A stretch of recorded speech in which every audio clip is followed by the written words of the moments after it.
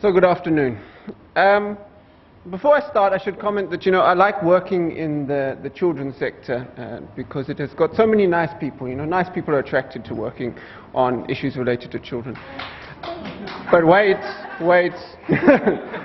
There's a reason I don't like working in the children's sector, and that's because there are so many nice people in the children's sector. And the problem with that is that nice people don't like to make difficult decisions. And when you get to priority setting and to looking at which outcomes are important, the children's sector is an absolute nightmare. You boil anything down to say this is the essential package, and someone will put up the hand, well, you've forgotten so-and-so, you've forgotten these people, you've forgotten that outcome, you've forgotten this, you've forgotten that, and we're back to everything. We're never able to say, this is where we're going to start. We're brilliant at defining some utopia that we would like to reach one day. We're very bad at saying whether taking road A or road B is getting us there faster. We just want to get to the end all in one step. So what I want to talk about, and what links us somewhat into the discussion about the outcomes, is to talk about what is appropriate to consider when trying to set those priorities. What should be in the discussion? And we're going to try very hard to keep to the 7 minutes, although this clock seems very fast. It went from 7 to 5 in an incredible short amount of time.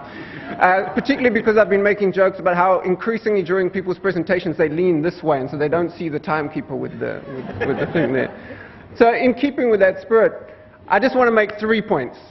I want to say that we should evaluate sets of interventions, and it's a big problem when we start evaluating interventions on their own, and that we need to look at a vector of outcomes, by which I mean many outcomes. We can't just look at one thing, and that we should consider whether or not framing does or should make a difference. So why is it important to look at sets of actions, or sets of interventions? So, we've talked a lot about how child development involves many different parts, many different things, many different inputs. But sometimes we talk about it as if it's a production line. We can put one thing in now, we don't need to worry about it, we can come back later and add the next bit on. But that's not how child development works. It's much more like, sort of a bakery. You have to put lots of things in together in order for them to work. You can't come back later and add. Once all the pieces are in, they need to work together, and they need to be balanced when they're working together. There's no point in putting more and more and more of one ingredient in without the other complementary ingredients to go with it. Except I will disagree with the speaker from earlier, except when it's cash, because that can buy other ingredients. But we have to also think about how context matters, and so how we need to think of what is the set of interventions that works. Otherwise, we can lead to very inequitable outcomes. If we look at evaluating interventions for certain groups of people who have other services already in place, they will interact and they will end up getting better outcomes than the children without the services. So, for example, if we looked at early childhood development centres and we said, let's evaluate those outcomes, the children who go on to have better access to school and better access to secondary school and better access to university will have better outcomes from that investment in early childhood development because they have those other services already in place. So we'd end up prioritising those children. If we said, let's evaluate a set which includes the early childhood development services and a better primary school and a better secondary school, then suddenly we see resources shifting towards those children who have less. So evaluating a set makes a great deal of difference in evaluating interventions on their own, and that goes for within ECD. If we evaluate nutrition for children who have access to good school, we get better educational outcomes. So the vector of outcomes. We sometimes try and boil it down to what is the outcome that we can maximize, what is the single outcome that we want to do, and there's a lot of this sort of results-based efforts to try and really narrow it down, and that's where we get the sort of cost-effectiveness approach. But cost-effectiveness is extremely narrow. It allows us to talk about only one set of outcomes and will invariably lead to interventions which focus on that small set of outcomes. So we end up with vertical programs. There's no accident that if we have an evaluative framework which concentrates on a small set of outcomes, that we will have interventions which target those. Those which target broader sets of interventions, again, like cash transfers, like family support, are often not seen as valuable because they don't target the individual outcome which someone is focusing on. We can look at cost-benefit analysis type approaches where we say, let's include everything, but let's put a monetary value on that. That's extremely controversial because you often have to put monetary values on things like, what is the value of not being stunted? What is the value of being alive? What is the value of having equal access to education? It's very controversial to do those sorts of things. So we have developed an approach which we call the cost of inaction framework, which we have a book on which takes a little bit more than 7 minutes to read.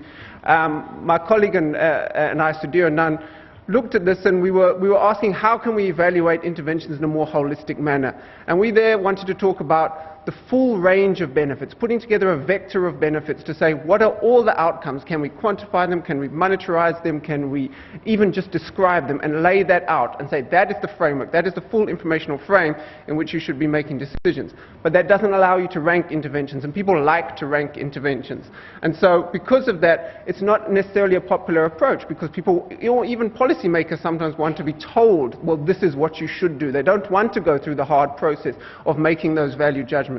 But we have to then sit back and ask very carefully who should be making those value judgments and how. There is no mechanical way to choose what should be done first in providing ECD services. There just simply isn't. And we have to make those value judgments, and we need to bring them out into the open rather than hiding them away and trying to make them appear like an economic technical exercise.